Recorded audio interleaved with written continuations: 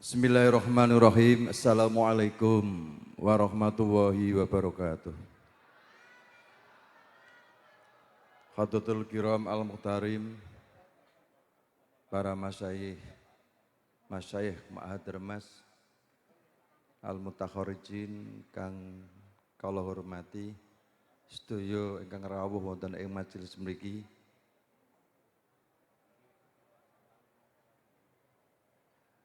Ingkang kawula hormati ugi boten kesupen para santri, putra dan putri yang berbahagia. Nyun sewu lan nyun sewu niki mawali keikhlasan panjenengan kula suwun maos Fatihah kagem al-maghfurlah Romo Kiai Habib Dimyati dalam majelis ini. Al-Fatihah. A'udzubillahi minasyaitonirrajim. Bismillahirrahmanirrahim. Alhamdulillahirabbil alamin arrahmanirrahim maliki yaumiddin.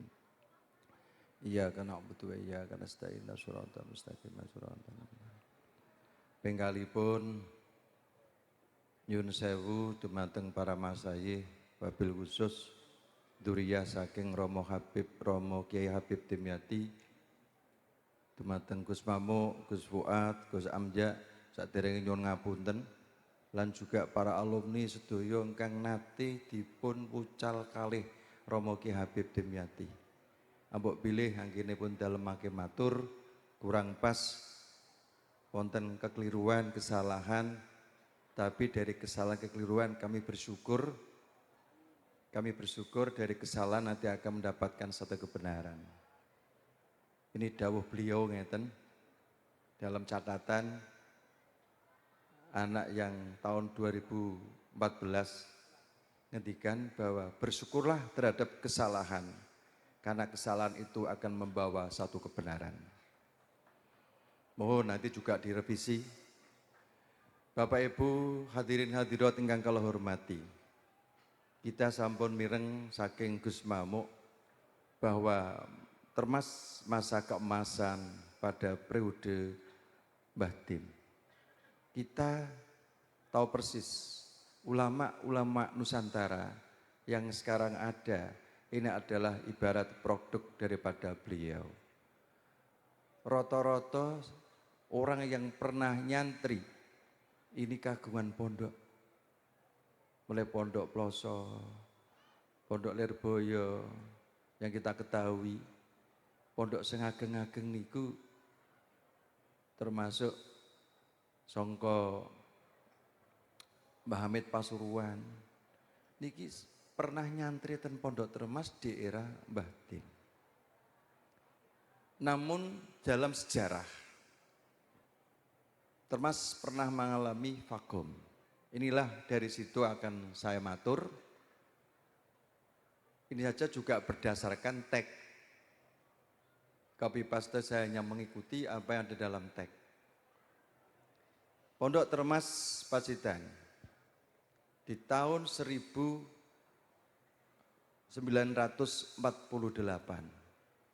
dengan adanya peristiwa Ever Madiun menjadikan para syuhada dari karangan para kiai, para masyayikh, para ulama tidak ketinggalan adalah Romo Kiai Habib Dimyati yang gugur sebagai syuhada daripada peristiwa tersebut.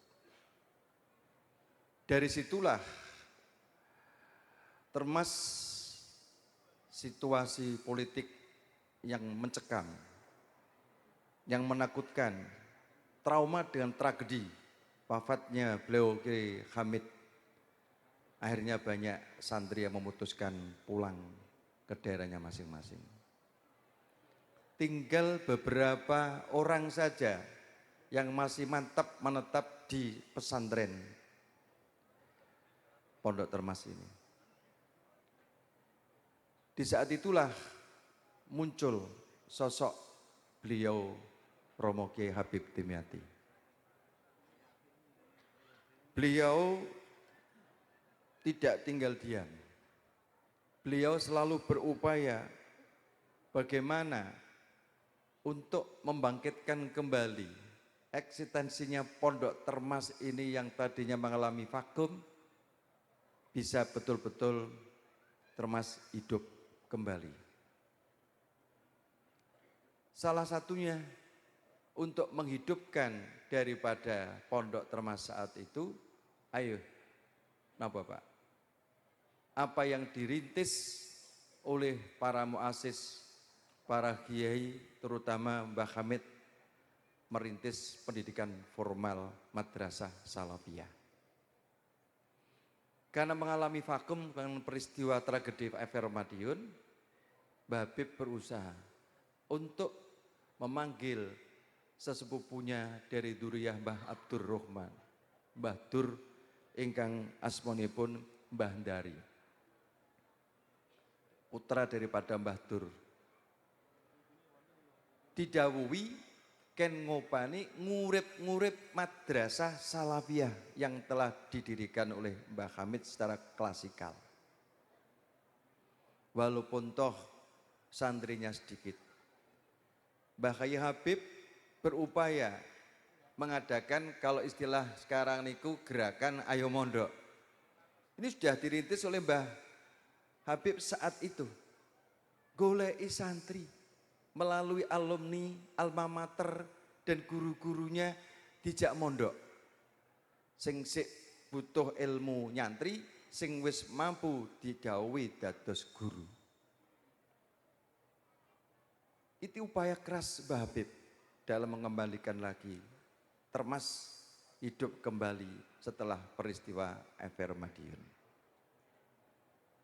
Betapa sulitnya menghadapi situasi politik saat itu. Untuk mencari santri, gen gelem mondok, trauma sekali. Karena peristiwa tragedi yang sampai Mbah Hamid wafat sebagai syuhada.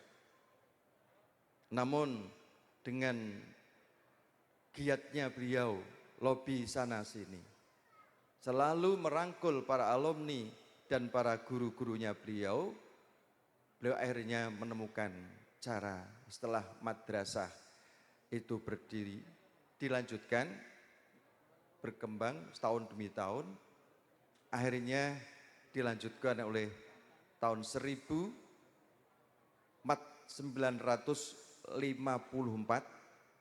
Romo Kiai Haris Kundur Sangko Pondok.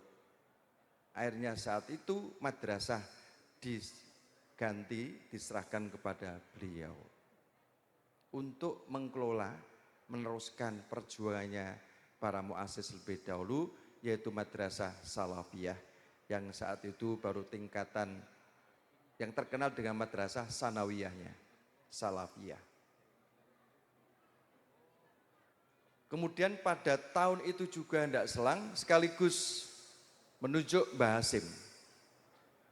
Kalau istilah mungkin BIMAS, bimbingan masyarakat yang selalu berdekatan sekali dengan masyarakat kehidupan sosial sehari-hari.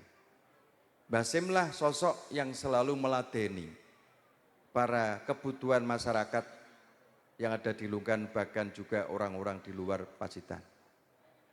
Di era 1955 sudah terbentuk yang namanya 3 serangkai dari Mbah Habib, Mbah Haris dan Mbah Hasim.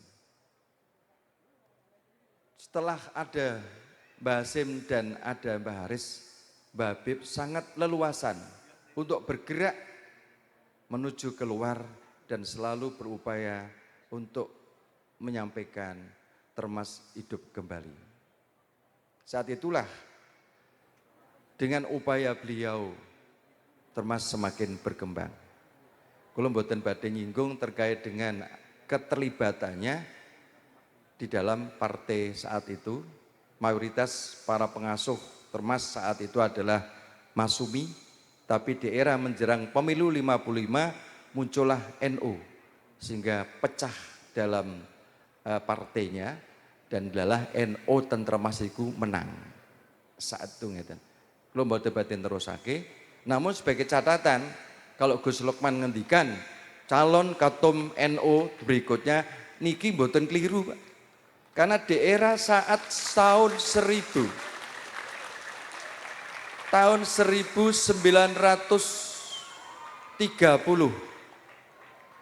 Mbah Dim iku nderek muktamar NU wonten ing Pekalongan. Jadi kayak enek duriyahnya sing muncul nanti jadi PBNU, insya Allah niku mboten keliru nggih. Pas nggih? Niku dalam dunia Bang. Nih muga-muga mawon niki. Di neruske jejak para sesepuh yang kang sampun pernah terjun bersama di Nahdlatul Ulama. Karena napa Bapak Ibu? NU niku omah besar kita. Omah pertama kita, warga pondok pesantren, warga Nahdliyin, umar besaripun adalah rumah besaripun adalah NU Nahdlatul Ulama. Rumah yang kedua adalah pondok pesantren. NU dan pondok pesantren para kiai mboten saged dipun pisah dan pisah. Walaupun sekarang rame mriki nggih pengapunten niku kiai-kiai sakniki kali kiai zaman Mbah Dim beda adoh. Nggih kita sering mendengarkan saat ini. Mudah-mudahan segera akan islah kemudian berjalan dengan baik, kembali kepada khitoh para masyayikh lebih dahulu, NU lebih baik untuk membawa umat kita tetap mempertahankan ahli sunnah wal jamaah. Amin ya rabbal alamin. Di fase yang kedua, saya masih baru 5 menit nih. Matur wonten ing kersa panjenengan sedaya. Kula niku cara sahabat Nabi Anas bin Malik ndereke Kanjeng Nabi niku 10 tahun. Nek kula insyaallah ndereke beliau mulai sekitar lebih dari 10 tahun. Sehingga alhamdulillah di samping saya masuk ke Pondok Termas tahun 1974-75, kula sekolah 5 tahun, 79 kula memulai nderek ngabdi wonten ing pondok. Mulai saat itulah kami dekat dengan beliau dan kemudian saya diangkat sebagai bendahara pondok sehingga setiap bulannya mesti sowan kepada beliau. Kedekatan saya dengan beliau sehingga af'al wa akwal sering saya dengar, af'al kami lihat. Dari situlah saya akan sedikit menyampaikan perihal apa yang saya dengar dan apa yang saya lihat. Bapak Ibu yang kalau hormati, ini nyun sewu alumni yang pernah menerima pelajaran saking beliau, insya Allah monggo dipun cocokaken ini. Beliau setiap iftitahu dirosah Syawal 15 beliau mesti menyampaikan sambutan. Sambutan yang selalu disampaikan oleh beliau terhadap para santrinya menggunakan satu kaidah yang ada dalam qaid ridho bisek ridho bima yatawal lautut minhu. Apal Pak Pugi? Tasih apal nggih? Isu asih apal. Ini mengantisipasi santri-santri seneng pondok termasuk manuto pelaturan tata tertib yang diatur oleh pondok. Sampai beliau ngendikan, kalau catet nih, tahun 1000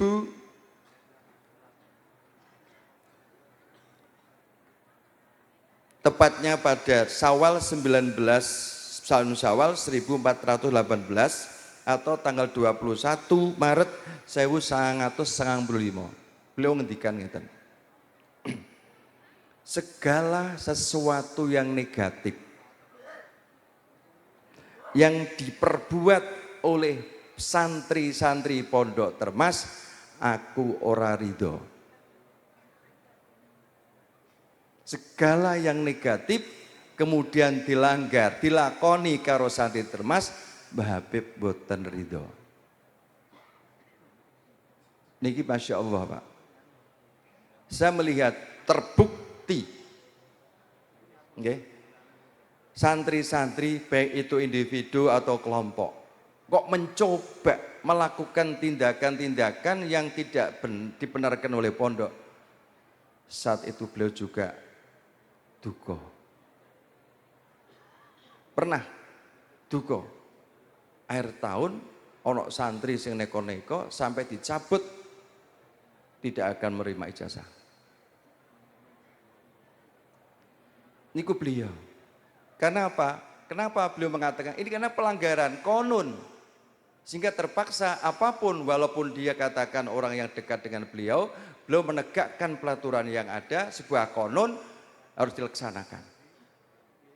Namun sebagai santri sama kiai sampai yaumul kiamah tetap ada hubungan manusiawi, apalagi beliau termasuk golonganipun wal afina anin nas, mudah memaafkan kepada para santrinya. Aturan, kenapa dia dipulangkan? Karena aturan. Namun hubungan santri sama kiai sampai yaumul kiamah tidak akan terputus.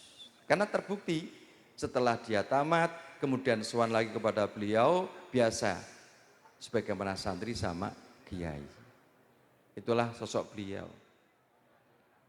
Bahkan pernah terjadi yang melanggar itu min jumlatil asatid.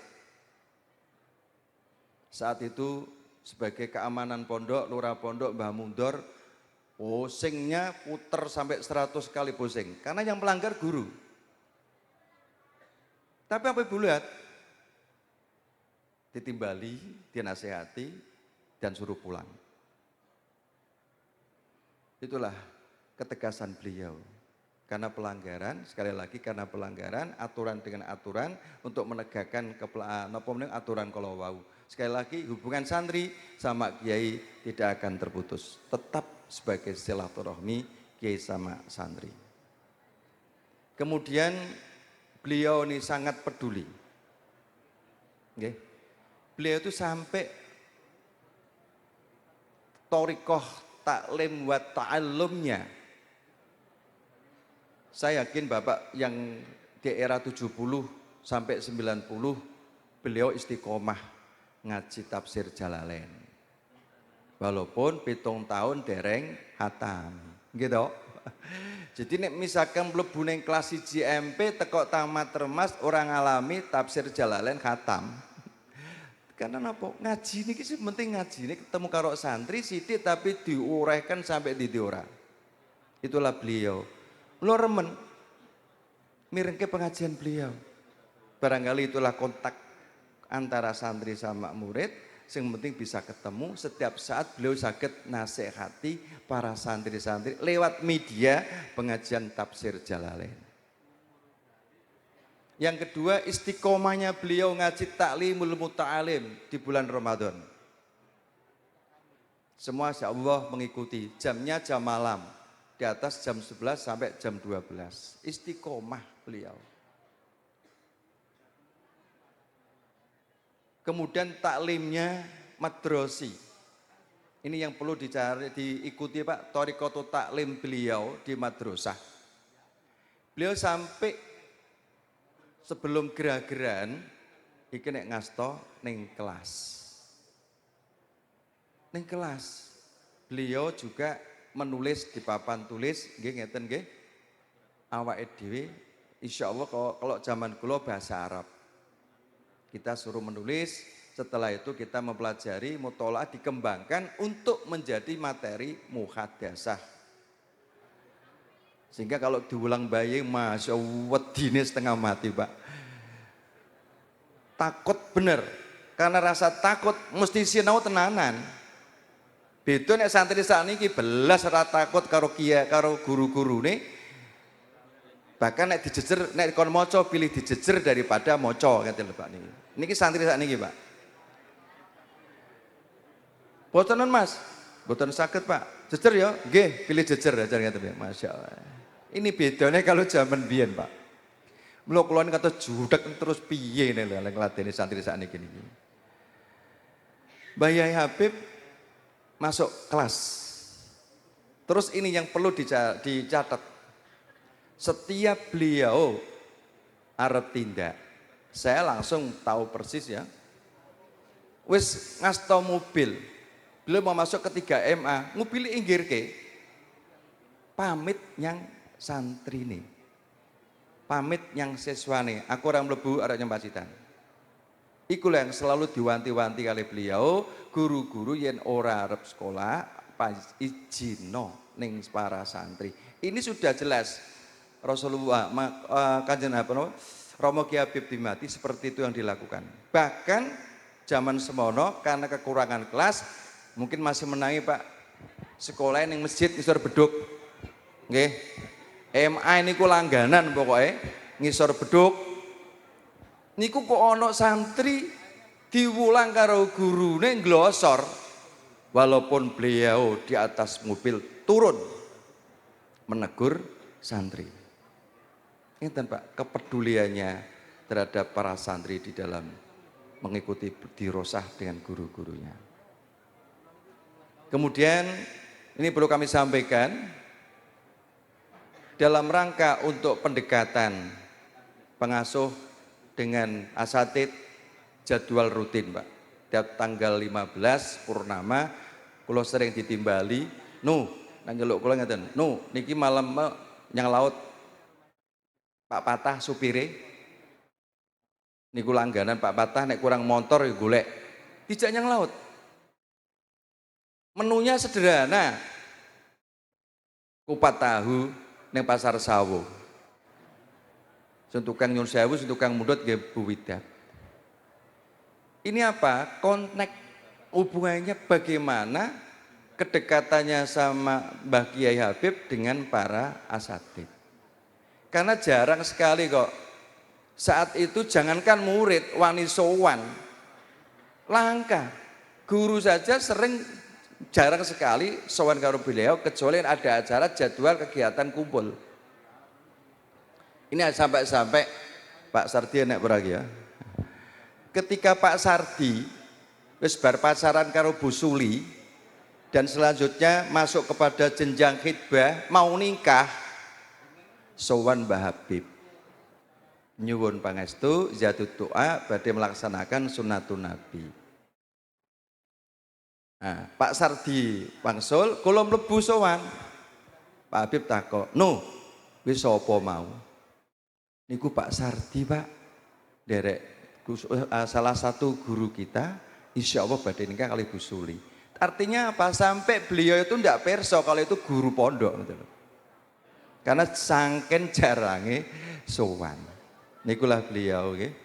Terus bagaimana cara untuk selalu pendekatan melihat perkembangan beliau setiap bulan tanggal purnama ngejak konco-konco guru yang laut dijak mangan bareng-bareng karo jagung rokok. Kemudian yang ini cerita yang paling unik, yang paling lucu, keberkahan beliau tidak hanya keilmuan kemawon, tapi justru karena beliau termasuk perokok berat. Bapak mirsa nggih, nek rokok ini kan nganggo linting. Kulo gadah konco namanya Salim saking Bantul. Nek pas bayai mlebu sing diinceng nopo? Utise Mbah Habib. Nggih rebutan, Pak. Mergo apa? Isine cengkeh tok. Bareng digawa ning Al Yamin didom kancane dadi 5, Pak. Wi utise Mbah Habib karena cengkeh wakeh dilinting lagi ning asrama nggih rayahan. Itulah, jadi tidak hanya segi keberkahan keilmuanipun, sampai utis pun juga tinggi rayahan para santri. Ngitulah para kiai, para ulama yang benar-benar memiliki keistiqomahan yang selalu menarik hati para santri karena beliau seperti pengendikan Imam Ghazali, Pak. Wonten ngutip Imam Ghazali ngeten, "Idza jama'al muallim salasan tamat nikmatu alal muta'allim." Nek onok guru, enek mu'alim memiliki 3 sifat yang terpuji. Sing dadi santri, sing dadi murid niku rasane nikmat. Sosok beliau insya Allah semua ada. Yang pertama as-sabru wa tawadhu wa husnul khuluq. Semua bapak yang pernah diajar oleh beliau, beliau memiliki 3 sifat ini. Sehingga kenikmatan, kepuasan ketika kita menerima ilmu dari beliau saestu dirasakan bersama. Akhirnya harapan kita semuanya apa yang diberikan oleh beliau, beliau juga selalu menyampaikan. Amalkan ilmumu di mana Anda berada. Walaupun sedikit, hendaknya bisa mengamal ilmu di lingkungan Anda di mana saja. Sehingga ada istilah saat itu santri all round. Harapannya begitu. di mana saja bisa melakukan. Masak yo iso ya. Serba bisa, santri termasuk tidak serba bisa. Dan kapan saja siap di mana saja. Di saat itu nggih. Sehingga harapan kita alhamdulillah wajah-wajah Bapak Ibu yang rawuh wonten malam ini yang pernah mengenyam pendidikan langsung dari beliau, saestu saged merasakan keberkahannya beliau sehingga kita mendapatkan ilmu manfaat barokah di lingkungan masing-masing. Amin amin ya rabbal alamin. Mekaten kurang langkung nyuwun ngapunten wabillahi taufik wal hidayah. Assalamualaikum warahmatullahi wabarakatuh.